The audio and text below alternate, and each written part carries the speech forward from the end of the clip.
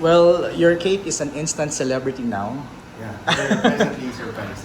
Okay.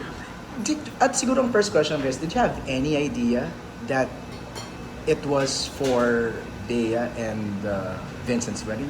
Actually, wala. Normally, in one day, we'd get 1 or 2 wedding cake orders talaga. So Okay. parang yung umorder din sa amin, it was a normal, regular order. So walang mention na it was meant for a celebrity.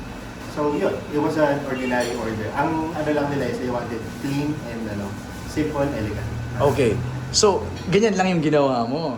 Yeah. Ganyan kasimple lang. Well, actually, nag-send naman sila ng peg din. So they just want an exact copy of the cakes, which Okay. we did. Ito siya. When was it ordered? Monday?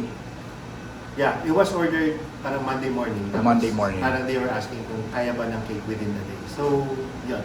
Kaya we didn't put much thought into it kasi normally pag same day order, we were thinking na makapag-regalo siya sa bride. That's right. So, hindi siya yung highlight cake. Right. Although please tell us ano yung flavor niya, ano yung details lang. So, this is our minimalist cake. So, ito yung medyo signature cake namin. It has red velvet, vanilla cake, chocolate cake, tapos may tablea ganache in the middle. Okay. Tapos white buttercream frosting lang. So, Okay. ito yung signature cake namin na you can easily customize. Alright. Kaya madali siya gawin for us. We can build one cake design within the day. Magkano yung ganyan? So, depende sa design, but we start at 2,400, pero this one is 3,000 pesos. Oh wow, expensive. Medyo. Kasi yun, we use French butter for the icing. So, talagang quality cake siya. Okay. What was your first reaction when you saw your cake tagged in the photos? At first, hindi kami naniwala. Kala namin edited siya. Kasi it was black and white. Yun yung unang release eh.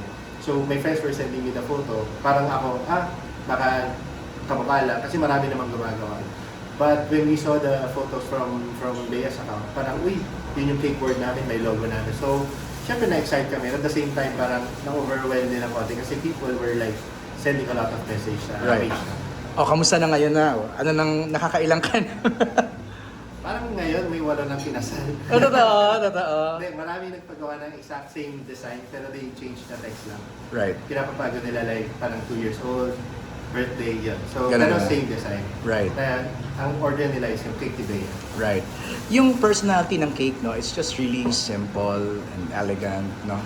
Yeah, very rin. Kasi this trend started nung pandemic pa yung mga minimalist cakes. So, it's just white cake, black text. So, I think this is more an elegant execution of it. So, may mga piping tayo sa gilid, may mga beadwork design.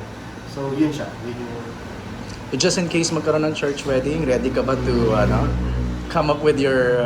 we'll be more than honored to do the wedding cake sa church wedding. Siyempre. Kasi parang it was very helpful for us. Yung what happened for the past ilang oras pa lang, parang gulong-gulo yung social media namin. So, we'll be honored to be part of the actual church wedding. Alright, thank you very much. Ganun lang naman.